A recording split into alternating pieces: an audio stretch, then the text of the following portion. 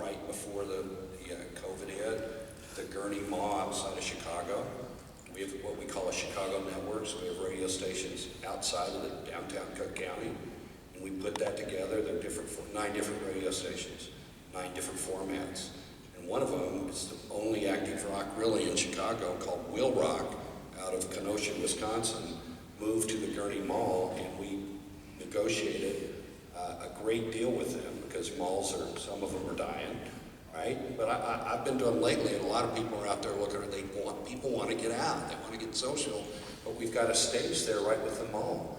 That's not being used all the time. Go out there and use that. So we have the sponsorship of that for Will Rocks.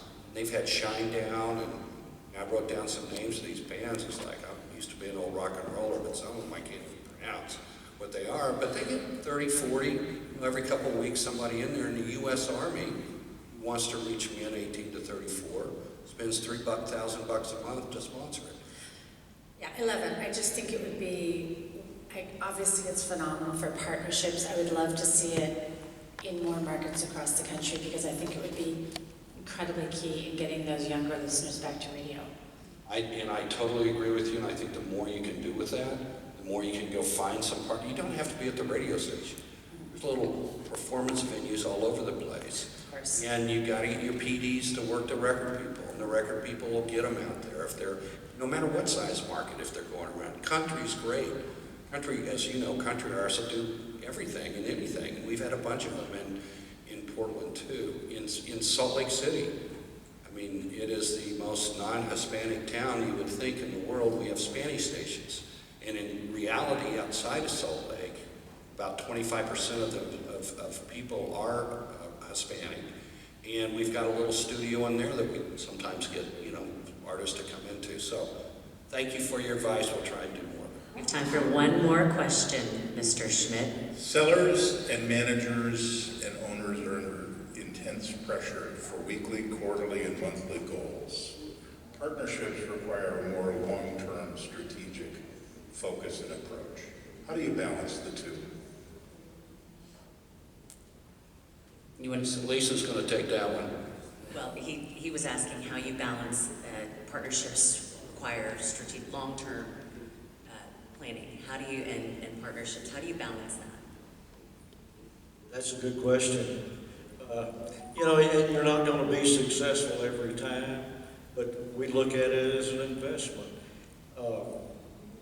You don't want to pick a fight that you can't win, and it's got to be in your favor to start with, and you just build on that. You got to have a feel for it.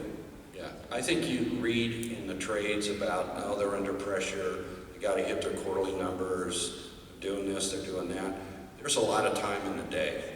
There's a lot of time to prospect. There's a lot of downtime you can use your time to try and go in a different direction and work these longer term prospects. And if you do it right, it's like an annuity. You get somebody, you get that big bass tournament, you get that RV dealer that's been doing it for every year, or you have a Raiders deal, and you get them in and you treat them right. That's well worth it to me, the long-term investment. Yeah, you better hit your monthly number too, but that's just a balance, and a good seller, and a good busy seller, in my opinion, you just give it to the busiest one, because they'll go find a way to get it done. You know who they are. Everybody's got them on their staff. Yep. Natalie, do you have any comment to that? The only thing I was going to actually say from the earlier question for 1834 is I think you have to try to find them where they are. So, make sure that on the stations that you're looking for them, that you're reaching out on the social media platforms where they are and giving them a reason to listen to your station. So if that means your on-air talent that doesn't ever want to touch TikTok in their life needs to start learning all the trending TikTok dances and helping these listeners find you in different ways, that's what we need to do. Because I meet a lot of young people all the time that are like, the only reason I listen to local radio is if I don't know what's going on. And so even though they know, they're aware, we just have to remind them. Well, I want to thank you all on behalf of the audience as well, Bob, Natalie, and Bobby, my friends. Thank you very much for this wonderful information and being here with us. We'll give them a round of applause.